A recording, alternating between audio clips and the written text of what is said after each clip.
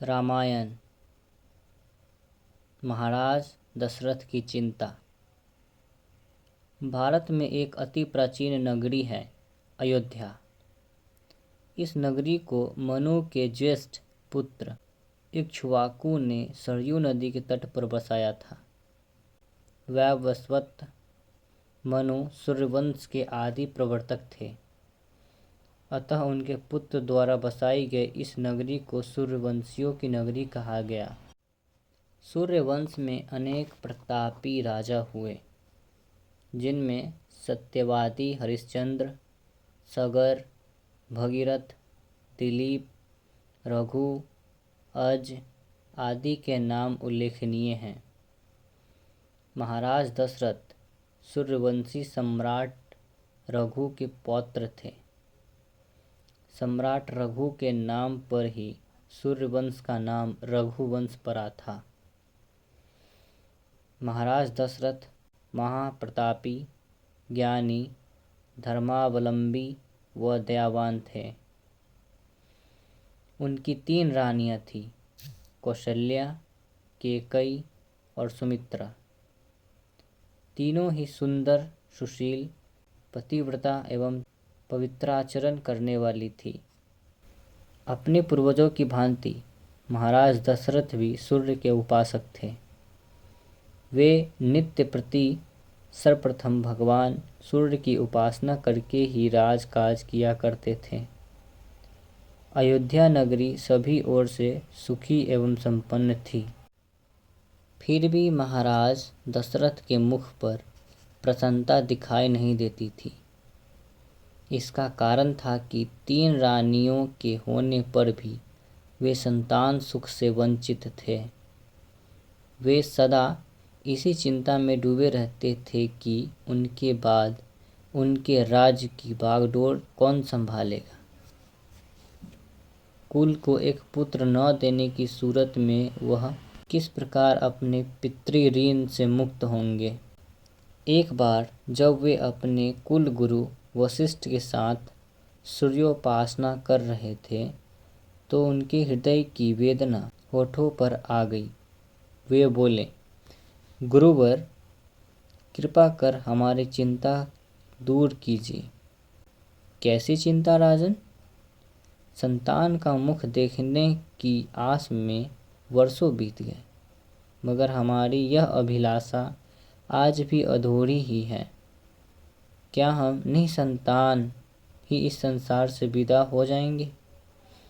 क्या सूर्यवंशियों का शासन अब अयोध्या से खत्म होना चाहता है?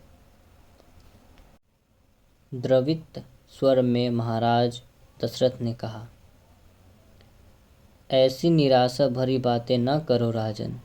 ईश्वर इतना कठोर नहीं है। सूर्यदेव की कृपा से तुम्हें संतान सुख अवश्य मिलेगा। गुरु वशिष्ठ ने उन्हें दिलासा दिया। कब मिलेगा गुरुवर? कब आएगा वह शुभ दिन? व्यथित होकर दशरथ बोले, अब धीरे धीरे हम वृद्धावस्था की ओर बढ़ रहे हैं।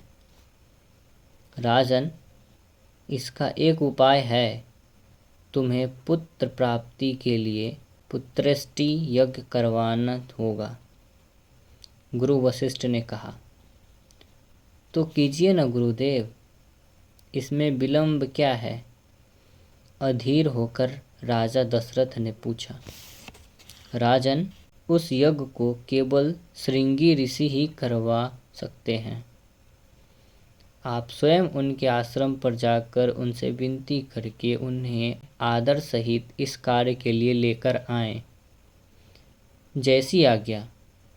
नतमस्तक होकर महाराज दशरथ ने कहा, हम इसी समय जाकर श्रृंगी ऋषि से निवेदन करेंगे। फिर महाराज दशरथ उसी दिन नंगे पांव चलकर श्रृंगी ऋषि के आश्रम पर जा पहुँचे। श्रद्धा और भक्ति पूर्वक उन्होंने श्रृंगी ऋषि को प्रणाम कर उनकी चरण वंदना की। तत्पश्चात हाथ जोड़कर प्रतिष्ठि यज्ञ करवाने का निवेदन किया। श्रृंगी ऋषि ने उनके निवेदन को स्वीकार कर लिया और उसी दिन राजा दशरथ के साथ अयोध्या आकर यज्ञ का आयोजन किया। यज्ञ के आयोजन की खबर पूरे अयोध्या में फैल गई।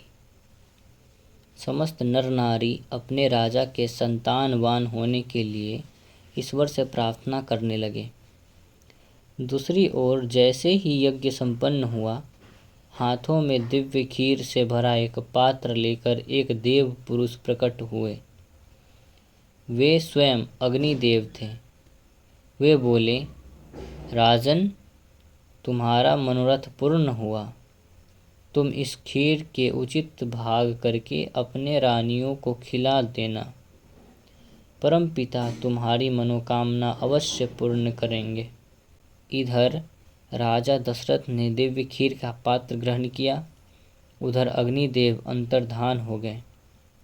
दिव्य खीर का पात्र एवं मनोकामना सिद्धि का वरदान पाकर राजा दशरथ की खुशी का ठिकाना न रहा। तत्पश्चात श्रृंगी ऋषि को उत्तम दक्षिणा एवं अन्य द्रव्य देकर आदर सहित विदा कर कुल गुरु वशिष्ठ से आज्ञा प्राप्त कर राजा दशरथ महल में आए। राजमहल में आकर राजा ने रानियों को बुलवाया।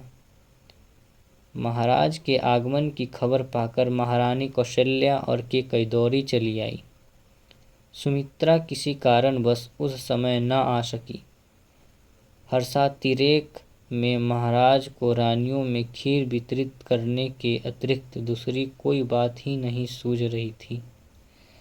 वे तो यही चाहते थे कि रानियां अति शीघ्र उस खीर का सेवन कर ले, ताकि देववाणी भी शीघ्र सत्य सिद्ध हो। अतः उन्होंने खीर 2 भागों में बांटकर कौशल्या और कैकेयी को दे दी और बोले, तुम यथाशीघ्र यह खीर खा लो। रानियों को मालूम था कि महाराज ने पुत्रष्टि यज्ञ कराया है और उसी के प्रसाद रूप यह खीर हमें मिली है। तभी उन्हें सुमित्रा का ध्यान आया, तो उन्होंने अपने अपने भाग में से आधा आधा भाग सुमित्रा के लिए निकाल दिया। उसी समय सुमित्रा ने वहां आकर अपने हिस्से के दोनों भाग खा लिए। उस दिव्य खीर के प्रताप से समयानुसार तीनों रानियां गर्भवती हो गई। जब यह समाचार महाराज दशरथ को मिला तो उनकी खुशी का पारावार न रहा। अब वे संतान की ओर से चिंता मुक्त हो गए।